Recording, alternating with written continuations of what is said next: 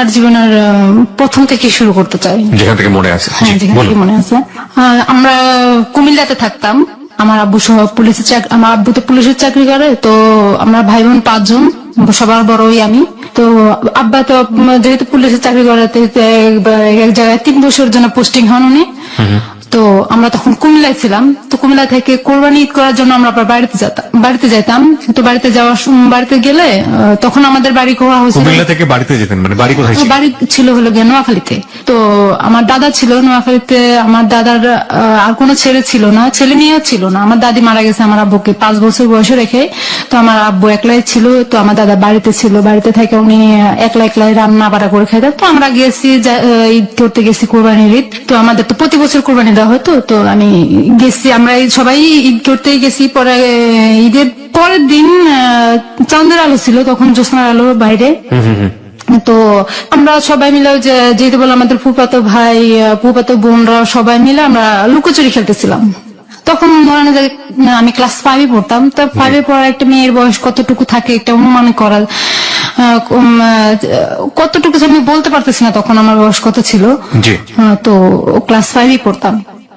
পরে হলো আমরা লুকোচুরি খেলতেছিলাম। আর একসময় আমার একটা ফুফাতো ভাই আছে, সুমন নাম। তো সুমন ভাই আমাকে আর আমার একটা ফুফাতো ভাই বোন ছিল স্বপ্না। তো আমাদের দুজনকে দৌড়াতে একটা বাড়িতে নিয়ে গেলো। একটা বাড়িতে নেওয়ার পরে ওখানে রাসেল নাম, আমাদের বাড়ির পাশে রাসেল নামে একটা ছেলে ছিল। ওই তো ছেলেটার ঘরের সামনে নিয়ে গেলো। তো ও ঘর থেকে বের হচ্ছে মাত্র, বের হওয়ার পরে তো আমাকে হাত ধরছে।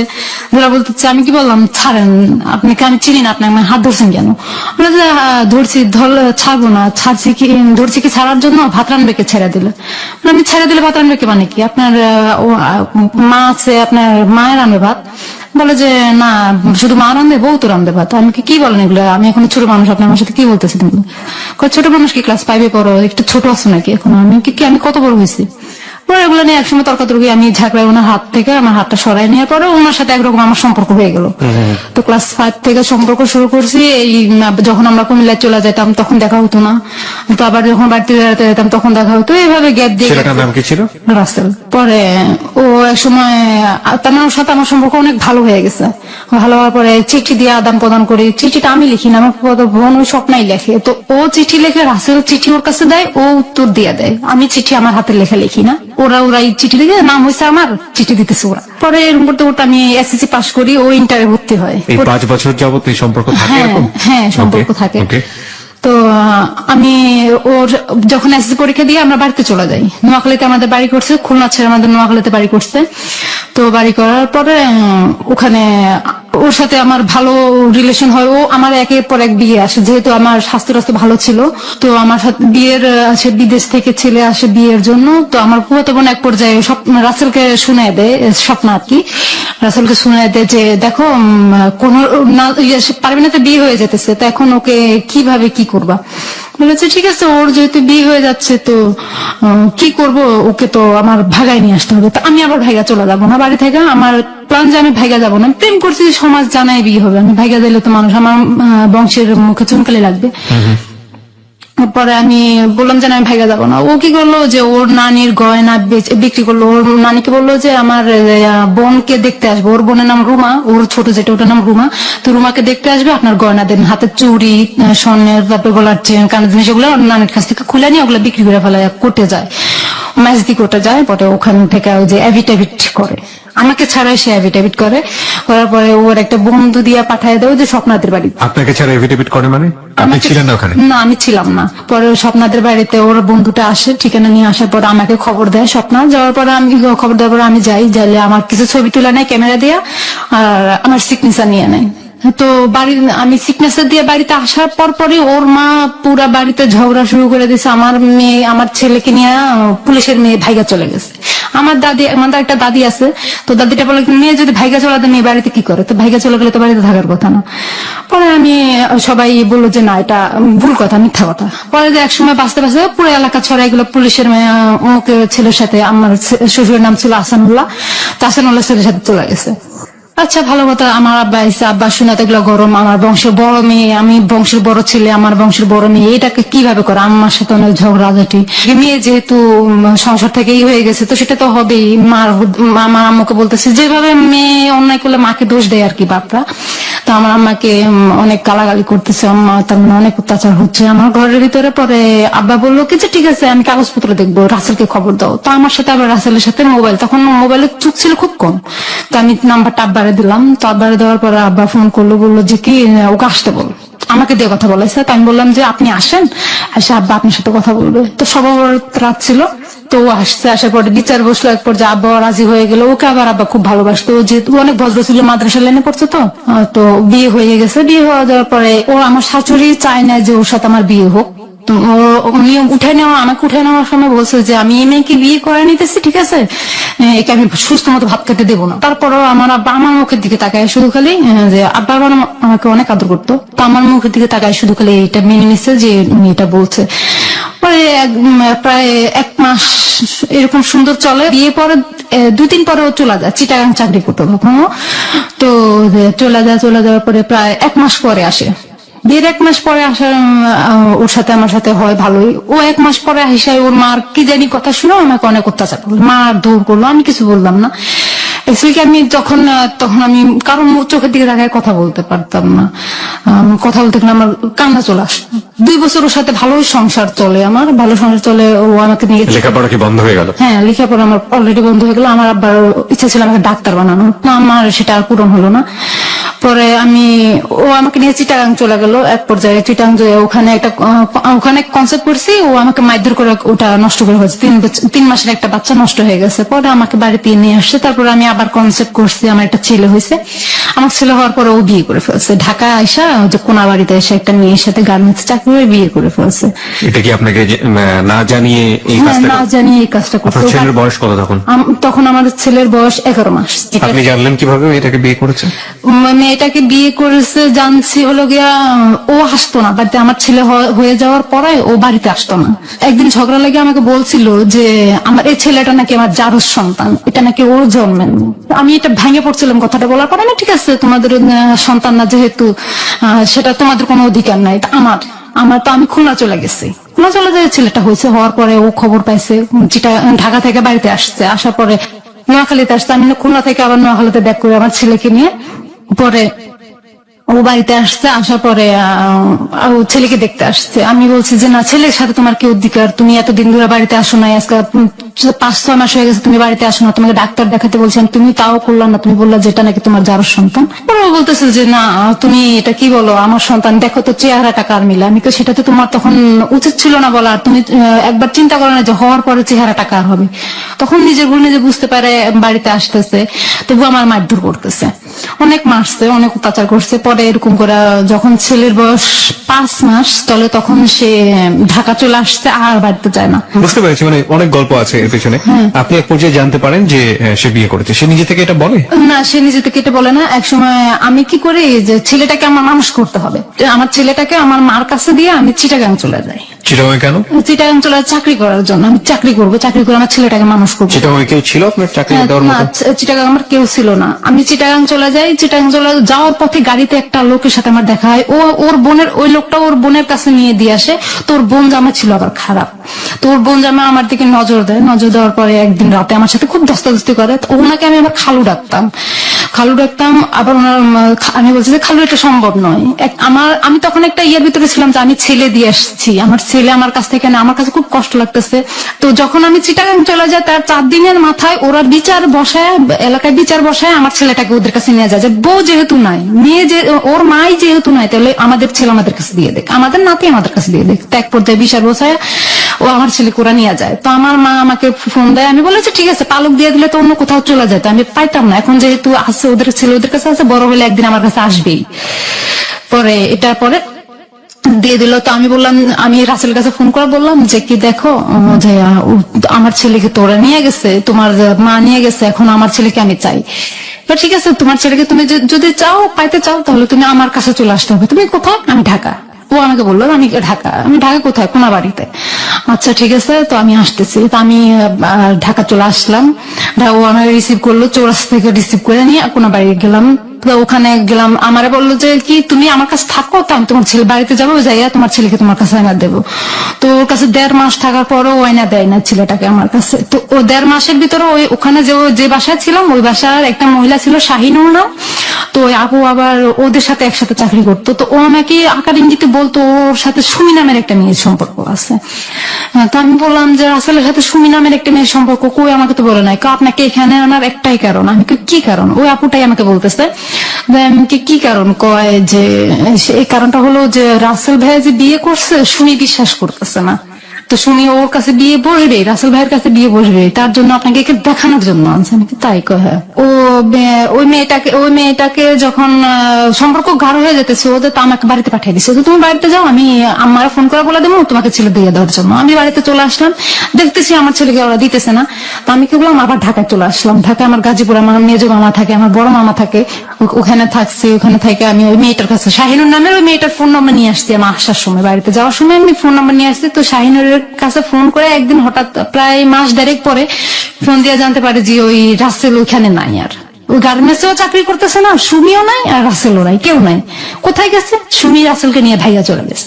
তখন আমি শুনলাম যে ওদের বিয়ে হয়ে গেছে, ওরা ভাইয়া চলে গেছে, এইভাবে শুনলাম। আচ্ছা আচ্ছা, ওকে। তারপর পরে আমি চাকরি করতেছি আস্তে আস্তে আমার মেজো মামার কাছে রয়েছি, চাকরি করতেছি, ওখানে মামা মামিও আছে। তো এভাবে চাকরি করতে করতে দেখতেছি যে ও আর আমার খোঁজ খবর নেয় না। আসলে আমার ওর আর কোনো ফোন আমি পাই না।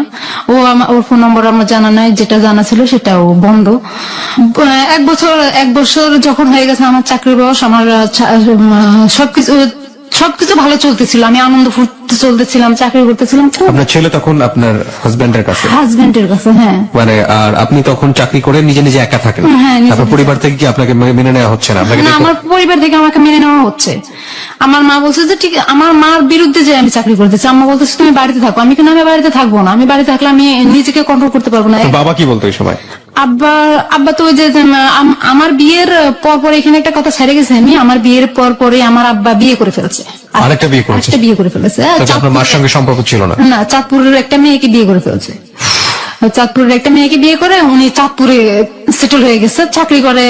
মানে আপনাদের খোঁজ খবর নিত না, আমাদের খোঁজ খবর। ঠিক আছে, আপনি চাকরি করছেন, হ্যাঁ বলুন। তারপর পরে আব্বারও কোনো মতামত না। আব্বা বলে যে এই মেয়ে আমার সংসারে থাকবে না, আমার ঘরে থাকবে না, আমার বাড়িতে থাকতে পারবে না। আব্বা মানে নিতে পারে না, আমার মেয়ে যেহেতু, উনি তো আমাকে ফালাইতে পারে না। তো উনি আমাকে বলতেছে ঠিক আছে তুমি চাকরি যেহেতু করো, তোমার মেজো মামার কাছ থেকে করো।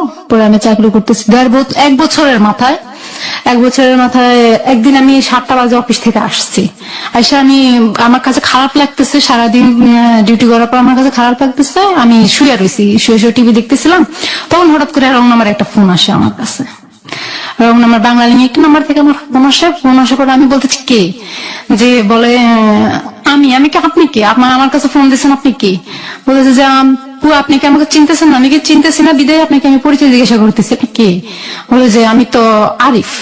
আমি কি, আরিফ কোথেকে করছেন? আপনার বাড়িতে মনে হয় নোয়াখালী, আপনার কণ্ঠে ওরকম বোঝা যাচ্ছে। বলছে হ্যাঁ আমার বাড়ি নোয়াখালী। নোয়াখালী কোন জায়গায়? পরিচয় জানতে চাইলাম, ও ভুল একটা পরিচয় দিল আমাকে। আমি এখন যেটা জানতে পারলাম ওটা পরিচয় দিল না, আমাকে ভুল একটা পরিচয় দিল। পরিচয় দেওয়ার পরে আমি বল কি জন্য ফোন করছেন আপনি আমার কাছে? আমি কি আপনাকে ভালোবাসি? ডিরেক্ট বলতেছি কথাটা, আমি আপনাকে ভালোবাসি। আমি কি আশ্চর্য কথা, কি ধরনের কথা বলেন? আপনি কি আমায় দেখছেন? কয় না দেখি না। তো কোথায় আমার নাম্বার পাইছেন? আপনার একটা কাকার কাছ থেকে নিয়েছে। আমি অসম্ভব কথা, আমার কোন কাকার কাছে আমার নাম্বার নাই। আমি রাসেলের ভয়তে আমার নাম্বার আমি কারোর দিই না, আমার মা ছাড়া আর কেউ জানতো না। আমার আপন কাকা একটা ছিল, ওটা জানতো। আপন কাকা আমার আব্বার চাচাতো ভাই, ওই জানতো, আর তো কেউ জানার কথা নয়। তো বলে যে হ্যাঁ আমি নিচ্ছি আপনার ওই কাকার। আমার কাকা আমার নাম্বারটা কাউকে দিবে না, আপনি ভুললে হবে নাকি, আপনি কার কাছ থেকে নিতেন সেটা বলেন। তো একটা ঘটনার মাধ্যমে আমার নাম্বারটা আরেকজনের কাছে চলে যায়। হ্যাঁ, পরে নাম্বারটা পাওয়ার পরে আমাকে বলতেছে ভালোবাসি। আমি শুনেন কথাটা, আপনি প্রথম আমি একটা খারাপ বিহেভ করছিলাম। তো আমি বলতেছি যে আপনি কথাটা আপনার মাকে বলবেন আগে, আর আপনার বোনকে বলবেন আগে, যে আমি ওরা যদি মাইনে নিতে পারে তাহলে আমিও মেনে নিব, বুঝলেন যে আমি আপনার বোনের মতো। হ্যাঁ, কথাটা বলার পরে ও ফোনটা কেটে দিছে। ফোনটা কেটে দেওয়ার পরে আমার আরই নাই, ওকে তো ওগুলো বলে আমি রেখে দিছি। রেখে দেওয়ার পরে সেম টাইম, পরের দিন সেম টাইমে আমাকে আবার ফোন দিছে। ও কিভাবে জানতে পারে আমি 7টা বাজে বাসায় থাকি? আমি কি আপনি কি কালকে যে ফোন করছি আরেকটা নাম্বার থেকে ফোন করছে, ওই নাম্বারটা থেকে না, একটা রবি নাম্বার থেকে ফোন করার পরে আমি বললাম যে আপনি আমার কাছে আবার কেন ফোন দিচ্ছেন? আপু কালকের কথার জন্য সরি। আমি তো সরি কেন? কয় আপনাকে আমি কথাটা বলছি। আমি তো সরি তো আপনাকে আমি বলার কথা। কয় কেন? আমি যে আপনাকে আমি খারাপ বিহেভ করছি। কয় না সমস্যা নাই, বলতেই পারেন, একটা মেয়েকে হুট করে ভালোবাসি বললো তো সেটা বলতেই পারে, স্বাভাবিক। পরে আমি বলতেছি কিসের জন্য ফোন দিচ্ছেন? ও বললো যে আমি তো বিদেশ থেকে আসছি, এখন আবার সিঙ্গাপুর যাব, তো আমি ট্রেনিং এর মাধ্যমে যাবো। তো ট্রেনিং এর মধ্যে যাবেন আপনি, আমার কি? বলে যে আপু আমার তো ঢাকায় কোনো পরিচিত লোক নাই, আপনি তো অনেক বছর যাবত ওখানে রয়েছেন জানলাম। আমি না অনেক বছর না, আমি এখানে আছি প্রায় 1 বছর যাবত। কয়েক বছর যাবত অনেক লোক পরিচয় তো হয়, তো আপনি আমাকে একটু ব্যাচেলার রুম খুঁজে দিতেন। আমি দেখেন আমি তো বাড়িওয়ালার, ঢাকা শহরের বাড়িওয়ালা না, আমি আপনাকে রুম খুঁজে দেবো কিভাবে? কয় আপু আপনি কথা বলেন, এক তেরা তেরা করে কথা বলেন। আমি কি আমার কথাই এমন, আপনার যদি ভালো লাগে তো বলবেন, না ভালো লাগবে না বলবেন। কয় আপু আমাকে একটা রুম যদি খুঁজে দিতেন। আমি কই ঠিক আছে, আপনি যেহেতু এত অনুরোধ করতেছেন, এত রিকোয়েস্ট করতেছেন, ঠিক আছে আমি দেখবো, না পাইলে আমার কিছু করার নেই। তো এরকম করতে করতে ওর সাথে আমার কথাও চলতেছে, সুন্দর কথা চলতেছে। ওর সাথে আমার পর্যায়ে আর কি ঠাট্টা, বাজে কোনো কথা হয় না, শুধু বলে আর কি ঠাট্টা, দুষ্টামি, রাজনীতি নিয়েই কথা হয় বেশিরভাগ সময়। তো আমি এক সময় ওর সাথে, ওর জন্য বাসা দেখলাম, যে আমি একটা বাসা দেখছি, আপনি আসেন। তো ফার্স্ট টাইম ওর সাথে আমার দেখা, ও আসছে, ওর একটা খালাতো ভাই সজীব, ও সজীবকে সাথে করে নিয়ে আসছে। আসার পরে আমি ওকে দেখলাম, দেখা আমার অনেক ভালো লাগছে ওকে দেখে। দেখার পরে ভালো লাগছে? হ্যাঁ, দেখার পরে ওকে ভালো লাগছে, আমাকে ওর ভালো লাগছে, ওর মুখ থেকে শুনছি আর কি আমি। তো ও বলতেছে কি আচ্ছা ঠিক আছে বাসায় চলেন। তো আমি বাসায় নিয়ে গেলাম, ওর জন্য রান্না টান্না করলাম, অনেক কিছু করলাম। করার পরে আমি তো বাসা দেখবেন না, আপনারা এখানে উঠছেন, আমার বাসায় আপাতত থাকেন বাসায় উঠা পর্যন্ত। তো ওদেরকে আমি বাসা নিয়ে যে বাসাটা দেখছি ওটা দেখতে গেলাম। দেখার পরে ওদের পছন্দ হয় না এই বাসা। আমি ঠিক আছে পছন্দ হয় না, আমার কিছু করার নেই, আমার আর হাতে আর কোনো বাসা নেই, আপনারা এখন তাহলে আর আপনাদের মতো আপনারা থাকতে পারেন। পরে ওদেরকে নাস্তা টাস্তা করাই দিলাম। ওরা পরের দিন রাত ওখানে ছিল, ওই রাতটা আমাদের বাসায় ছিল, আমার বাসায় ছিল 2টা রুম। তো ওই রুমে, আরেক রুমে ওরা 2 ভাই ছিল, আর আমি আমার মামির কাছে ছিলাম। পরের দিন সকালবেলা উঠছে, আমি নাস্তা দিচ্ছি, ওদেরকে নাস্তা খাইছে, খাওয়ার পরে চলে গেছে। ওরা ওই যে ইয়াতে ফকিরাপুর চলে আসছে, হোটেল থাকবে ওখানে। তো ফকিরাপুর চলে আসার পরে আমি ওকে বললাম যে কি ঠিক আছে আপনি যেহেতু চলে গেছেন, ভালো কথা, আমরা তো আমার একটা বান্ধবী ছিল রানী নাম, এই গাজীপুরে। তো ও সহ ও বিদেশ যাবে, গার্মেন্টস বিষয়ে ইন্টারভিউ দিচ্ছি, ও আর আমি দুজনই ইন্টারভিউ দিচ্ছি। আচ্ছা, দুজন টিকছি, মেডিকেলও হয়েছে টিকছি। ও পাসপোর্ট বানাবে, আমার পাসপোর্ট বানানো আছে। তো ও পাসপোর্ট বানাবে, পাসপোর্ট বানানোর পরে ওর ভাবির বাসায় যেতে হবে। ওর ভাবির বাসায় হচ্ছে মুগ্ধাপাড়া। তো ভাবির বাসায় যাবে। তো আমি বললাম যে ফোন দিয়ে বললাম যে কি আরে তুমি কোথায়? তুমি শুরু হয়ে গেছে আপনাদের? হ্যাঁ, মানে দেখার পরে কি আপনারা প্রেম ভালোবাসা? না, তখন কোনো ভালোবাসা প্রেম ছিল না, বন্ধুত্ব জাস্ট। তো ও বলতেছিল আপনি করে বলা তো ভালো লাগে না, তো তুমি করে বলো। তো তুমি করে বলতে বলতে আমি বললাম যে তুমি কোথায়? কয় আমি তো ফকিরাপুর। তো বলতেছে যে কি ঠিক আছে, তো তুমি কোথায়? আমি তো বাসায়, রানী সহ আমরা ইয়াতে আসতেছি, মুগ্ধাপাড়া আসতেছি, তুমি আমার সাথে দেখা করতে পারবে? হ্যাঁ দেখা করতে পারবো। তো ঠিক আছে চলো দেখা করবো। দুপুরবেলা রানীর ভাবির বাসা থেকে ভাত খেয়ে বের হয়েছি, বের হয়ে একটা ছবি বের হয়েছে শাকিব খানের, তো ওই ছবিটা দেখবো, হলে ঢুকছি। ঢোকার পরে ওর খালাতো ভাই আর ও বসছে এক পাশে, ওর পাশে আমার সিটে, ওর পাশের সিটে আমি বসছি, আমার পাশে বাম পাশের সিটে আবার রানী বসছে। তো আমি আর আরিফ বসছি কাছাকাছি সিটে। তো ওর হাতটা আমার হাতের সাথে লাগছে, লাগার পরে আমি হাতটা সরাই ফেলছি, সরাই ফেলার পরে আমি সন্দেহ হয়ে যাচ্ছিল। পরে আমি রানী বলে যে কি চল আমরা বাসায় চলে যাবো, সন্দেহ হয়ে যাচ্ছে কিভাবে যাবো বাসায়। পরে আমরা চলে আসার সময় আরিফ রিক্সা উঠে দেবে, তো রিক্সা উঠে দেওয়ার সময় হালকা হালকা বৃষ্টি পড়তেছে, রিক্সা উঠে দেওয়ার সময় দেখে যে ওর চোখে পানি। পরে রাতের মনে হয় তখন 10টা বাজে, 10টা বাজে আমাকে একটা SMS করছে যে তোমার জন্য আমার চোখের পানি আসে কেন, তুমি আমার কি হও? তো আমি বলতেছি কি বলেন এগুলা, কি বলো তুমি এগুলা, যে আমার জন্য তোমার চোখের পানি আসে কেন আসে, আমি তো জানি না, তুমি তো আমার জান হও। তো কথা বলার পরে আমি কি জান হয় মানে কি কথা বলেন এগুলো, তো কি আমি তো বন্ধুত্ব তোমার সাথে পরিচয়, তো তুমি কি কথা বলো এগুলো জান হই? ঠিক আছে তুমি কি অ্যাকসেপ্ট করবে না আমার প্রস্তাবটা? আমি হ্যাঁ অ্যাকসেপ্ট করতে পারি, আমি ভাবতে হবে আমার। তো ও আমাকে ভাবার জন্য 2 দিন টাইম দিছে। 2 দিন পরে আমি ওকে আমার আনসার জানাইছি। ঠিক আছে, দুজনের সুন্দর মতো চলতেছে সম্পর্ক। তার আগে আমাকে একটু বলেন তো, আপনি তো জানতে পারলেন যে আপনার হাজবেন্ড আরেকটা বিয়ে করেছে, আপনি তাকে ডিভোর্স দিয়েছিলেন বা আপনার হাজবেন্ড? না না, তার সাথে আমার কোনো, তার ফোন নম্বর সে বাড়িতে আসা বন্ধ করে দিচ্ছে অলরেডি। তার দুজনের কেউই আপনার ডিভোর্স দেননি তখন? না না, তখন কাউকে কেউ ডিভোর্স দেয়নি, ও বাড়িতে আসা বন্ধ করে দিচ্ছে অলরেডি। আরিফ সাথে আমার সম্পর্ক চলতেছে, এরকম করতে করতে 3 মাস ওর সাথে আমার সম্পর্ক এভাবে মোবাইলে হচ্ছে, দেখা হয়েছে মোবাইলে, একবার দেখা হওয়ার মোবাইলে কথা চলতেছে। তো একদিন আমি বললাম যে কি দেখো, আমার তো চাকরি করতে আর ভালো লাগতেছে না, আমি বাড়িতে চলে আসতেছি। হলো গিয়া আমি বাড়িতে আসছি আর ও আমার বলতেছে আমার সাথে দেখা করো। কোথায় দেখা করব? ফেনীতে দেখা করো। তো ফেনীতে দেখা করব, আচ্ছা ঠিক আছে দেখা করব। তো দেখা করতে গেছি আমি, তার মধ্যে আরেকটা কথা ফালাই গেছি। আমি ওর খালাতো ভাই সুজিতকে জিজ্ঞাসা করছি যে ভাইয়া তুমি, ও আরিফের পাও কাটা গেছে।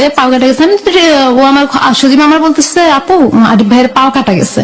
কিভাবে কাটা গেছে? বাস থেকে নামার সময়। তো ওকে নিয়ে যাও না, ইয়াতে নিয়ে যাও, ফার্মেসিতে নিয়ে যাও। হ্যাঁ ফার্মেসিতেই আছে।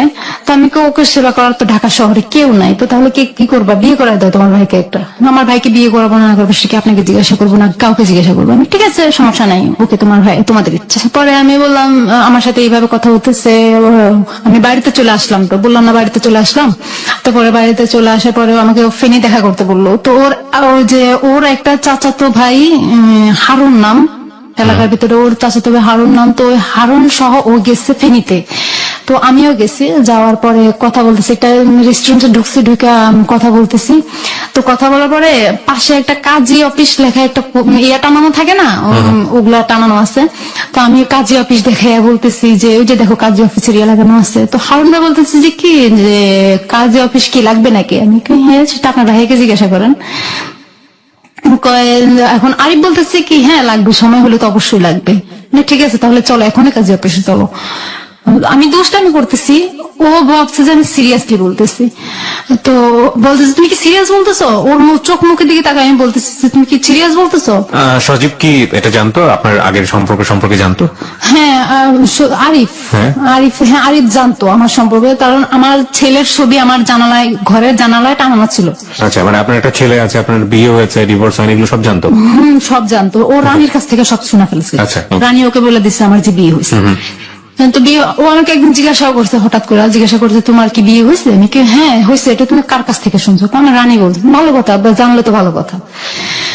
বেশ পরে ওখানে কথা বললাম, হারুন আরিফ আমি সহ গল্প করে আমি বিকালের দিকে রওনা হলাম। ফেনী থেকে বাড়ি চলে আসলাম। আসার পরে ওর সাথে আমার কথা হতেছে। ও একদিন হঠাৎ করে ঢাকায় আসছে, আমি তো বাড়িতে, ও ঢাকায় আসছে। আসার পরে ঢাকা থেকে 2 দিন থাকার পর আমার বলতেছে যে তুমি ফেনীতে আসো। আমি তুমি কোথায়? আমি তো ঢাকা।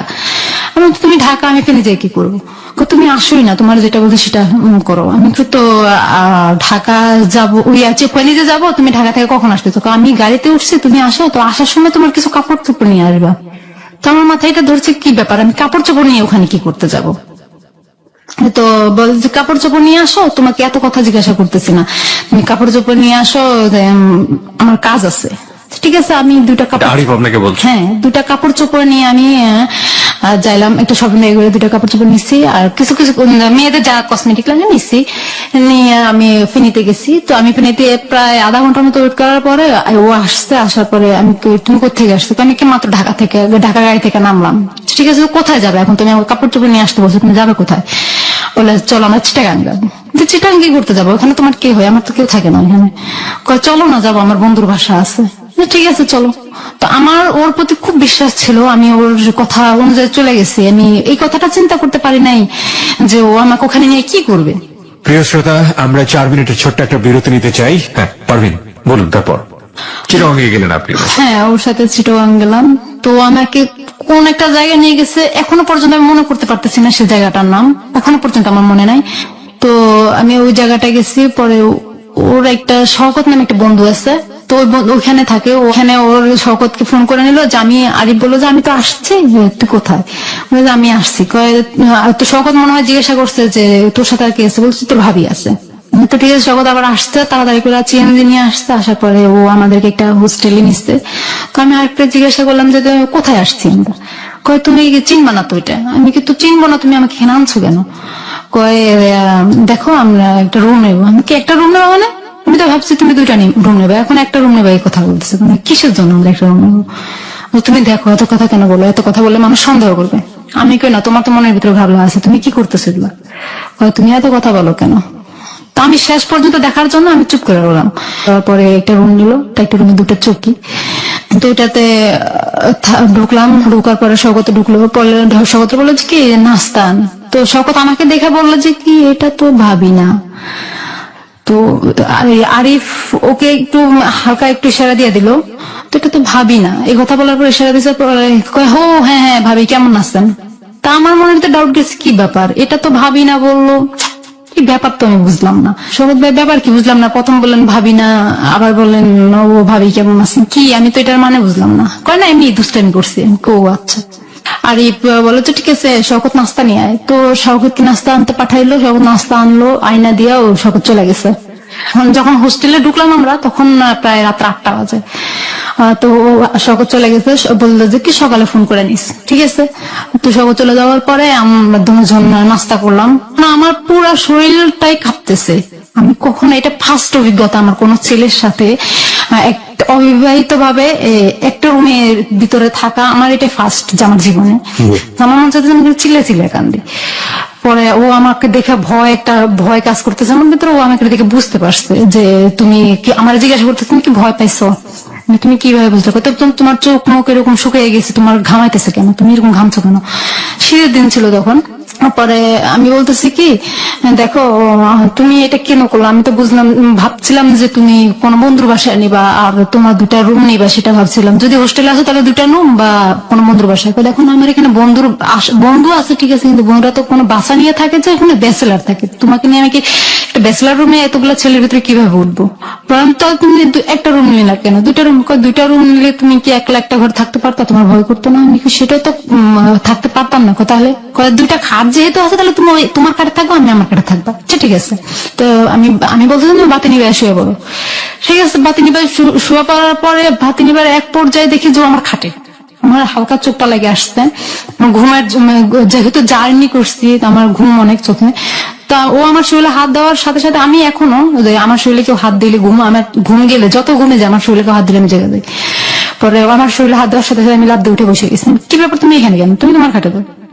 না তোমাকে এখানে আনছি কি আমি এমনি এমনি আনছি নাকি? কি বলো এমনি এমনি আনছো নাকি? তোমাকে না আমি ভালোবাসি, তুমি না আমাকে ভালোবাসো। তোমার সাথে আমার যা হবে বিয়ের পরে হবে। আচ্ছা ঠিক আছে বিয়ে না হয় হবে, তুমি এখন কি একটা মেয়ের সাথে একলা ঘরে থাকলে তুমি বলো কেমন লাগে? তোমার তো বিয়ে, তুমি তো সবই বুঝো, আমি তো বিয়ে করি নাই, আমি কিভাবে বুঝবো? ও আমাকে বলতেছে কথা, তোমার বিয়ে অভিজ্ঞতা নাই তো তুমি আমাকে এটা কেন করতে আসছো তাহলে এখানে? তোমার অভিজ্ঞতা নাই, তুমি তো বুঝো না একটা মেয়ের কি মন, একটা মেয়ের সাথে রাত কাটাবে একলা কেমন লাগে, সেটা একটা মেয়ের কাছে কেমন লাগে সেটা তোমার তো ধারণা নাই, তুমি বলতেছো তাহলে আমার কাছে কেমন লাগে? দেখো ভয় পেও না, আমি তোমাকে বিয়ে করব, পৃথিবী সবকিছু একদিকে থাকবা, তুমি আমার একদিকে থাকবা। আমি বললাম আমি তোমার একদিকে থাকবো, কি বলো? আমার এটা সম্ভব না। তার মানে আমার সাথে এক পর্যায়ে ও জোর জবরদস্তি করেই, যাই হোক জোর জবরদস্তি করে আমাকে মানাই নিচ্ছে। মানার পর ওর সাথে আমার সাথে ফিজিক্যালি রিলেশনটা হয়ে গেল। হয়ে যাওয়ার পরে আমি অনেক কান্না করতেছি, কান্না করে তো তুমি কাঁদতেছো কেন? আমি কই না রাসেলের পরে আমাকে কেউ টাচ করে নাই, তুমি আমাকে টাচ করলা। রাসেলের কথা তোমার মাথা থেকে ঝেড়ে ফেলাই দাও। আমি কেন আমি ঝেড়ে ফেলাই দেবো?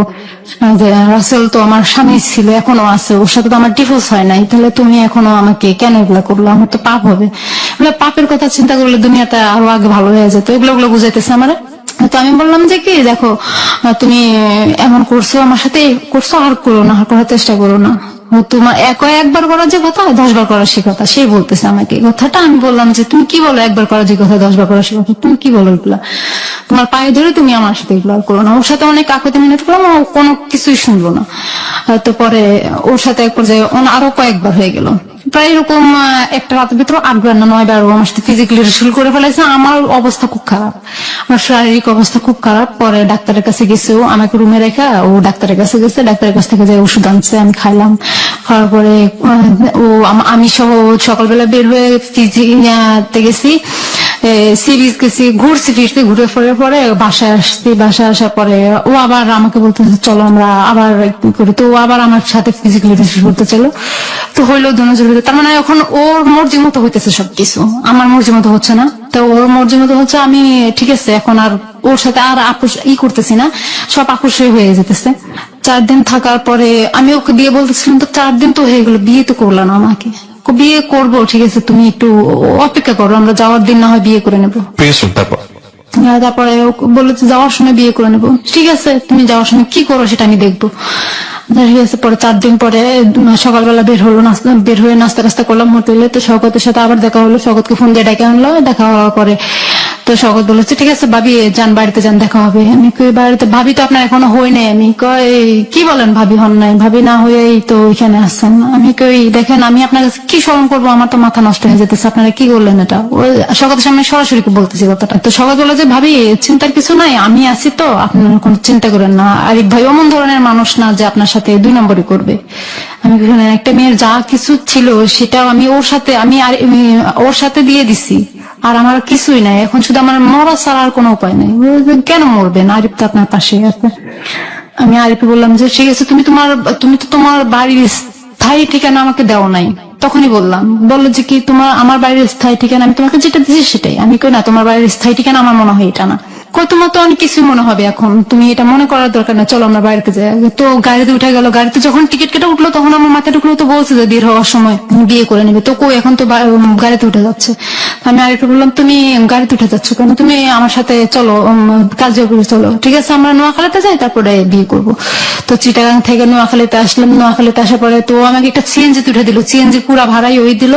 উঠে দিয়ে সিএনজি কে বললো যে আমাকে বললো যে সিএনজি আলারে যেখানে বললো সেখানে নিয়ে যাবে। তো আমি বললাম তুমি বিয়ের ব্যাপারটা করলো না? কই ঠিক আছে, তুমি এখন টেনশন নিও না, তোমার সাথে আরেকদিন দেখা হলে তুমি আমার বিয়ের কাজটা সারা নিবো। ও আমাকে অনেক বুঝাইলো, আমি তো কান্না করতেছি। বোঝানোর পরে ও ওর বাড়িতে চলে গেলাম, আমি আমার বাড়িতে চলে গেলাম। ওর বাড়ির পাশে একটা লোক ছিল, আমার আবার দুলাভাই হয়। দুলাভাইটা ওর সম্পর্ক আবার বললো যে আমাকে বললো যে কি মহাসিনকে চিনো? আমি কি হ্যাঁ, মহাসিনকে তো আমি চিনি, ও আমার যেটা তো বোনের জামাই হয়। কয় ও আমার বন্ধু হয়। তো আমি যেদিন আবার চিটাগাং থেকে বাড়িতে গেছি, ও যেটা তো বোনের জামাইটা আমার বোনটাকে নিয়ে আমাদের বাড়িতে আসতে বেড়ানোর জন্য। দুলাভাইটাকে জিজ্ঞেস করলাম ভাইয়া আপনি কি আরিফকে চিনেন? কয় আপু কোন আরিফ? আমি কই যে লিবিয়া থেকে আসছে আরিফ। কয় হ্যাঁ হ্যাঁ, আর ওকে তো চিনি, ওর শ্বশুর বাড়ি আমার বাড়ির কাছে। তো এই কথাটা যখন বললো আমি স্তব্ধ হয়ে গেলাম। বলার পরে কি হয়েছে আপু, আপনি কথা বলতেছেন না কেন? আপনার খবর কি? রাসেল ভাইয়ের খবর কি? আমি রাসেল ভাইয়ের খবর বাদ দেন আগে, আরিফ ভাই যে আপনার বন্ধু আরিফ, উনি তো আমাদের আপনার সাথে পরিচয় কিভাবে? আমি আমার সাথে ঢাকায় একসাথে পরিচয়। আমি সত্যি কথাটা বলি না ওনার সাথে।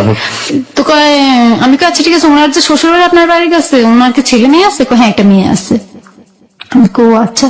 পরে কয় তো আপনার কি খবর? আমি কেন আমার খবর ভালো। এই কথা বলে আমি আমার দুলা ভাইয়ের সামনে থেকে চলে এসে আমি আমাদের এলাকার ধান ক্ষেত, আমার ঘরের পাশে ধান ক্ষেত, তো আমি ধানের জমির ভিতরে যাই, ধান তো বড় বড় হয়েছে, তো ধানের ভিতরে যাই আমি ইচ্ছা মতো কতক্ষণ কাঁদতেছিলাম।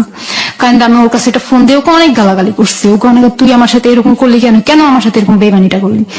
দেখো তুমি এরকম করো না, কান্নাকাটি করো না, আমি তোমাকে আগেই বলতে চেয়েছিলাম যে আমি বিয়ে করছি। আমি তুই বললি আমাকে আগে বলতে পারতি, আমার সাথে তো তোর সাথে আজকে 1 দিন আর 2 দিন কথা না, তোর সাথে আমার সাথে আজকে 3টা মাস ধরে কথা চলতেছে। তার মধ্যে তুই আমাকে চিটাগাং নিয়ে 4 দিন থাইকা এলি, আমার সাথে সবকিছু করে এলাম। একটা মেয়ের ইজ্জত বলতে যা থাকে, একটা মেয়ের সবচেয়ে মূল্যবান জিনিস যেটা, সেটাই তুই নিয়ে নিলি।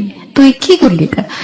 তো ও আমাকে এক পর্যায়ে বলে কি তাহলে তুই আমার সাথে বিয়ের আগে যেহেতু ছেলে আমাকে সত্তর দিয়ে দিস, তাহলে তুই আরো কত ছেলের সাথে করছিস? তো আমার উল্টা রিয়েকশন করে আমাকে। পরে আমি বললাম যে তাই নাকি? আমি আচ্ছা ঠিক আছে, তুই আমার সাথে যোগাযোগ করিস না। আমার মামার ছোট মামার খালা শ্বশুরের বিয়ে, তো আমি ওই বাড়িতে গেলাম, ওর শ্বশুর বাড়ির পাশেই, জানতাম না আমি। তো ওখানে গেছি, আর আমার ফোন দিছে তুমি আমার বলো তুমি কোথায়? আমি তো অমুক জায়গায় আসছি। তো কোথায় আসতো আমি নাম বললাম। পরে বলো তুমি ওই বাড়িতে কি করো? আমি বিয়েতে আসছি। কয় ওই বাড়ির পাশেই তো আমার শ্বশুর বাড়ি, তুমি আমার সাথে দেখা করো। আমি তোরে বলছি না তুই আমার চেহারা দেখবি না, তুই আবার আমার কাছে ফোন দিছিস, আবার আমার বলো দেখা করতে, সাহস তো কম না। তো বলে যে না তুমি আমার সাথে দেখা করো। তো ওর সাথে আমি বিয়ে ঠিক এখান থেকে বিয়ে শেষ করে আমি ওখান থেকে বাড়িতে গেলাম বিকেলবেলা। পরের দিন আমি ওর সাথে সকালে দেখা করলাম ফেনীতে। কান্নাকাটি আমার আমি অনেক কান্নাকাটি করছি ওদিন ওর সাথে। পরে ও বলছে দেখো তুমি এমন করো না, তুমি চাকরি করো, এবার তোমার মন আবার ঠিক হয়ে যাবে, তুমি চাকরি করো, তুমি এখন বাড়িতে বসে আছো তো তার জন্য তোমার ভালো। আমি কিন্তু তুই চাস আমি আবার চাকরি করি, ওকে তুই তাই করে বলতেছি। তো ওর সাথে যখন আমার 3 মাস কথা চলতেছিল তখন হঠাৎ করে একদিন ওর বউ আমাকে ফোন দিছে। ফোন দিয়ে বলে যে কি আপনি কি আমার নাম ধরে বলতেছে আপনি কি অমুক, আমি কি হ্যাঁ। বলতেছে আমি কি তাহলে তুমি কে, কয় আমি আরজু। আরজু মানে কে, আরজু কে, তুমি আমার নাম্বার পেয়েছো কোথায়, কয় দেখেন আপনি যে আরিফ নামের ছেলেটার সাথে কথা বলেন আমি ওরই চাচাতো বোন। আমি কি তুমি আমার নাম্বার পাইছো কোথাও, ভাইয়ার সাথে তো আমার অনেক ফ্রি। তো ভাইয়া আমাকে তোমার কথা সব বলছে, ভাইয়া অনেক কষ্ট করেছে ছোট থেকে, তুমি ভাইয়াকে কোনোদিন কষ্ট দিও না। আমি কিন্তু তুমি কি হো, তোমার কি বিয়ে হয়েছে, কয় হ্যাঁ আমি ওর যারা তো বোন হয়, আমার বিয়ে হয়েছে, আমার স্বামী বিদেশ, আমার একটা মেয়ে আছে, আমার শ্বশুর বাড়িতে কেউ থাকে না দেখে, কেউ নাই দেখে, আমি একলা মানুষ তো তাই আমি আমার বাপের বাড়িতে থাকি। তো এই কথাটা বলার পর আমি ওই কথাটা তখন ওর কাছে তুললাম যে তাহলে তোর বউ আমাকে এই কথাটা বললো কেন, আর ঝুঁকে কয় আমার বউ। আমি তো তাহলে তোর বউ এই কথাটা বললো কেন যে তুই ওর চাচাতো ভাই লাগছ, তোর যারা তো বোন লাগে। বললো যে কি এই কথাটা ওই কারণে বলছে, আমি ওকে বলছিলাম যে তুই ও যদি এই কথাটা না বলে তাহলে ওকে আমি তালাক দিয়ে দেবো, এই কথাটা ভয়তেও বলছিল। বলে আমি একটা জিনিস ছিল কি ওর সাথে কথা যখন বলতাম, ও আমাকে যখন সুন্দর করে মাথায় হাত বুলায় একটা কথা বলতো আমি ওর কথাটা মাইনা নিতাম। ওর রাগ করলে, হাজার রাগ করলে ওর মুখের দিকে তাকায়, আমি রাগটা আমার তার মানে আমি রাখতে পারতাম না। আর তারপরে আমি আমার আরিফের কথাটা বললাম। মা কি আরিফ সম্পর্কে জানতো আপনার? আম্মাকে সব খুলা বলছি। কবে বলেছেন এটা? ওই যে ওর সাথে যেদিন বিয়ের পরে বিয়ে বাড়ি, মানে এটা কি যখন আপনি জেনেছেন যে আরিফ বিবাহিত তখন বলেছেন নাকি তার আগে না বলেছেন? না তখন বলেছি, বিয়ে ওর বিয়ে হয়েছে এটা শোনার পরে বলছি। ওই যে শোনার পরে আপনি কেন বলতে গেলেন? শোনার পরে আমি বলতে গেছি এই কারণে আমি আমার কষ্টটা আর মনের ভিতরে চাপায় রাখতে পারতেছি ও, না। সে কারণে আপনি মার কাছে বলে মনটা একটু হালকা হ্যাঁ করেছেন। চাপায় রাখতে পারলাম না, তো আমি তো মাকে বলেছেন আপনি বিয়ে করেছেন আরিফ? হ্যাঁ আরিফকে বিয়ে করছে। কেন বললেন? আরিফের যে আরেকটা বউ আছে সেটা আমি বলি নাই আম্মাকে, তাহলে আপনি আমার তো বিয়ে করেননি, মাকে আপনি কেন বললেন যে আপনি বিয়ে- কারণ না হলে আমি যে ও 4 দিন 4 দিন যে চিটাগাং ছিলাম, আমার কাছে বারবার জানতে চাইতেছে 4 দিন মানে কোথায় মার ছিলি? কাছে হালকা হতে গিয়ে আপনি মাকে মিথ্যা কথা বললেন? হ্যাঁ তার 3-4 দিন পরে আমি ঢাকা চলে গেলাম, ও 3-4 দিন ওর সাথে আমার যোগাযোগ ছিল। পরে আমি ঢাকা চলে যাওয়ার পরে আমি আমার মেজো মামার বাসায় চলে গেলাম, ওখানে যে চাকরি টাকরি করতেছি, আলাদা রুম নিলাম, আলাদা রান্না বাড়া করে খেতেছি। এখন আর মেজো মামার বাসায় খাই না, তা আলাদা রান্না বাড়া খেতেছি। ও কি করছে, ও আমার বললো যে আমি আমার শ্বশুরে বলছি আমি বিদেশ যাবো, আমার শ্বশুর আমাকে অনেকগুলো টাকা দিবে। আমাকে তো কি করবা তারপরে টাকা নিয়ে, বলছে টাকা নিয়ে আমি তোমার কাছে চলে আসবো। মানে সামহাও ও আপনাকে ম্যানেজ করার চেষ্টা করছে, রাইট? হ্যাঁ ওকে। পরে ও টাকা দিছে, ওর শ্বশুর ওকে 42,000 টাকা মনে হয় দিছে, ও আমাকে যেটা বলছে যে 42,000 টাকা দিছে। তো বিদেশ যাওয়ার জন্য একটা মানুষ যেভাবে প্রস্তুতি নেয় আর কি, যে বিদেশ যাওয়ার সময় বাংলাদেশ থেকে মা